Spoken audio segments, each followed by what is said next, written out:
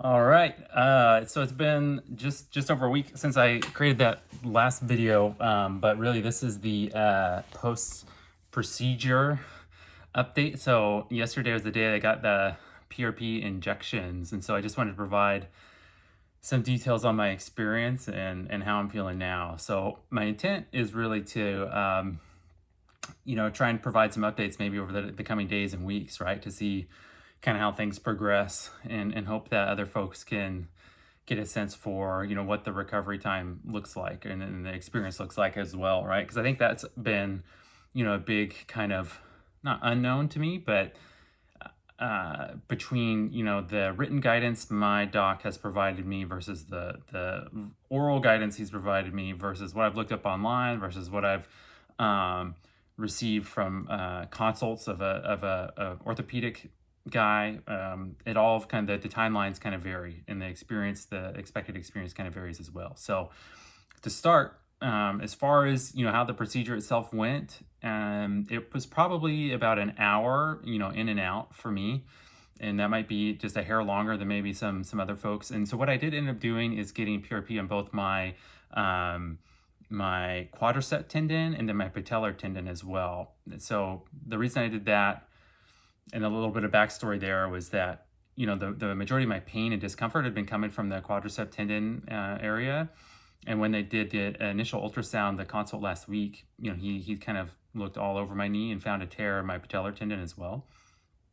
And so I figured, like, hey, if they're in here doing this thing and I'm paying this money and it's the same amount, regardless, like, let's address the patellar tendon as well. So I got two injections. And so as far as the experience itself, the initial part of the process is doing the blood draw, and that only takes a few minutes, right? And so they had me laying down on a table to do that, and they took what I felt was a considerable amount of blood. They used like plunger tube style thing to actually collect the blood. Sizable, like I don't know what to compare it to size wise. Yeah, I'm not sure, but it's almost like this big around plunger tube and maybe this length, 4 or 5 inches or something like that. That they filled up two of those, right? So I think is maybe one was for each injection, right? So a fair amount of blood there. And then the next step in the process was centrifuging, or putting in the centrifuge to separate out the platelets. And so that took, I think they said it was like a 28 minute process or something. So I ended up just laying down and hanging out for that period of time. And then after that was done, they took me in to a different room where they had like the ultrasound equipment and the centrifuge and all that stuff, and prepped the area. The doc was using the ultrasound machine to finalize where he was going to do or start from, I guess, or the injection point, if that's the right terminology there. So for both on the quadricep tendon and then the patellar tendon. And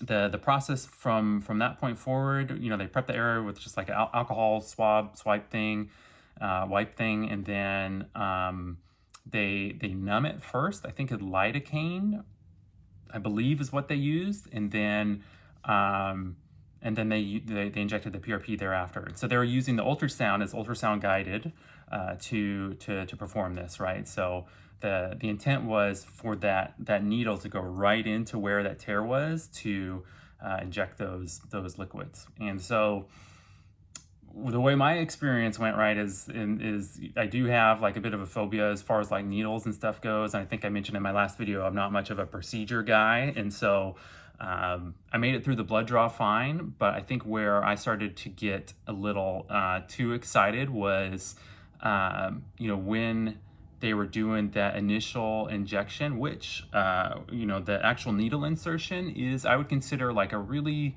sharp pinch, that probably lasted like a full second, and reality is probably like a full second, maybe like a little bit more or something like that. Obviously, if you think about getting like a vaccine or something like that, your flu shot, it's like a little like, boom, you feel like a little pinch, and then it's like done, right? This was more like a you felt like an insertion, so that was uncomfortable. And then via the ultrasound, the doc was showing, and talking through the procedure. He's like, okay, you see my needle, see where the needle is, and oh, here's your tear, and you see I'm moving the needle around, and oh, we're getting right into the middle of the tear. And so he was talking through it, and I think he was really kind of geeking out. It's obvious that he's passionate about the procedure, but from my standpoint, obviously a little bit of a needle phobia, and then him showing the manipulation or the movement of the needle and the manipulation of the tear that I had in my knee, and being able to feel the discomfort associated with that, caused me to get a little lightheaded, pretty lightheaded. And luckily, I was laying down, and I just let him know. It's like, oh, you're like, I'm really not feeling very good right now. So lightheaded, nauseous, that type of thing.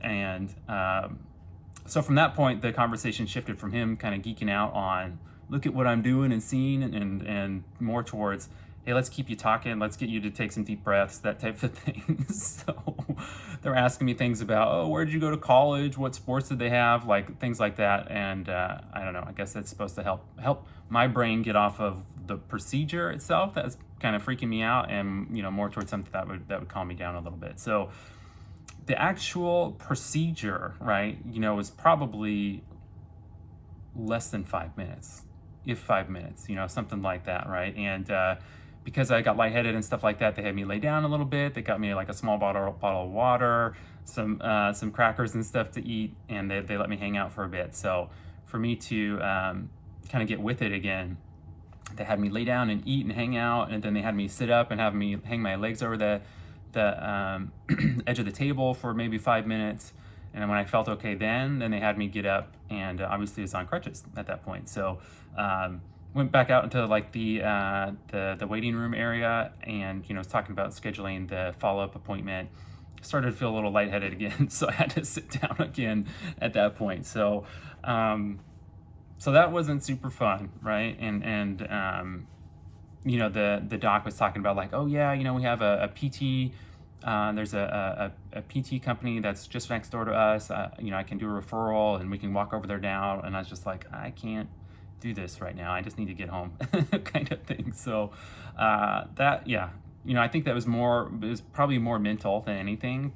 I think the discomfort itself, if I just think about the discomfort itself, it would really just be like a really sharp pinch that lasts longer than getting just like a vaccine or whatever, right? So the guidance that I got, and actually the two parts were, two things is that I did get prescribed medication, tramadol, I think is how you pronounce it, and it is, I think it's like classified as an opioid, one of the more mild ones that isn't going to make you like super loopy or anything like that. And so the doctor recommended for me to get ahead of the pain curve. He said, hey, you're going to get home. We numbed up your knee really good, so you're going to think, oh, things are feeling great.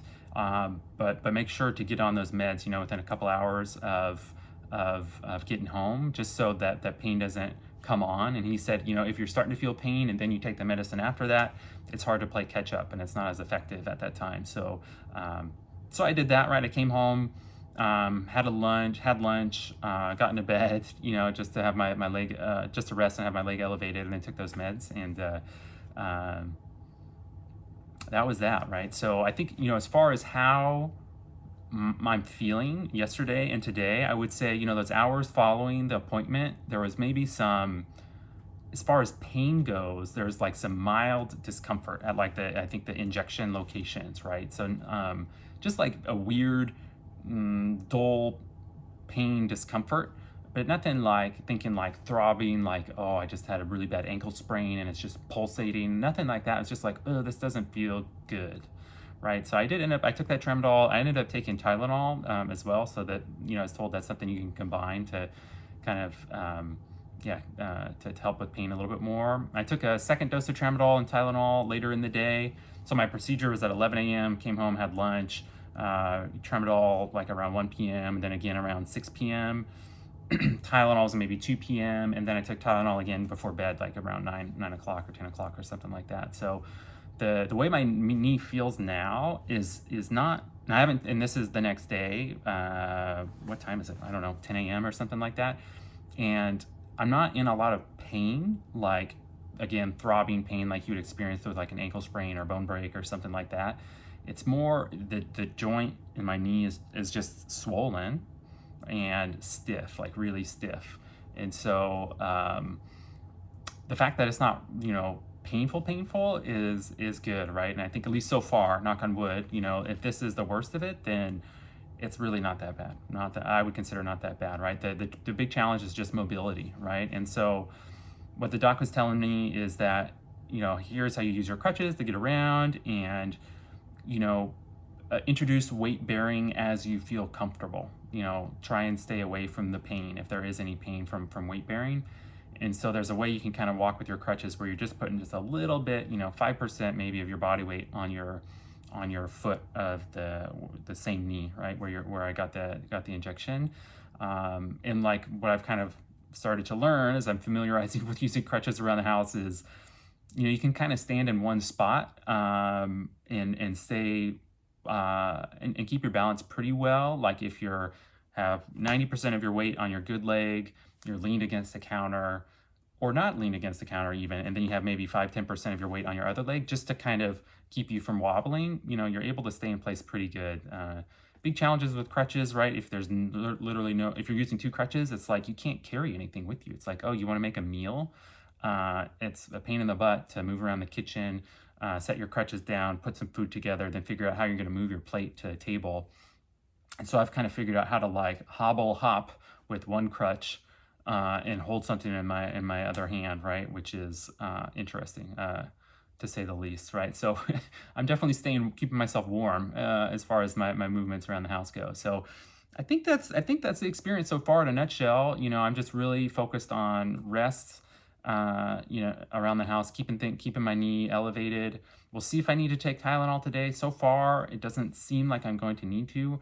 Obviously, like I'm told, I can't do any sort of anti-inflammatory, so the Tylenol would just be about pain relief, which I don't really have, or the tramadol, which I don't really have at this point in time. So it's going to be really just focused on keeping things elevated, keeping off that foot or that leg, and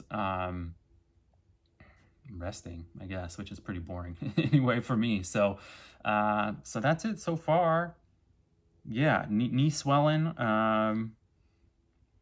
Yeah, we'll see. I'll try and check in another couple of days here. Hopefully I'm kind of supposedly these first 72 hours or so are kind of like the most challenging, and then you can start to put more and more weight on that leg where you had the injection. So yeah, we'll see how things go from here. Cool, thanks.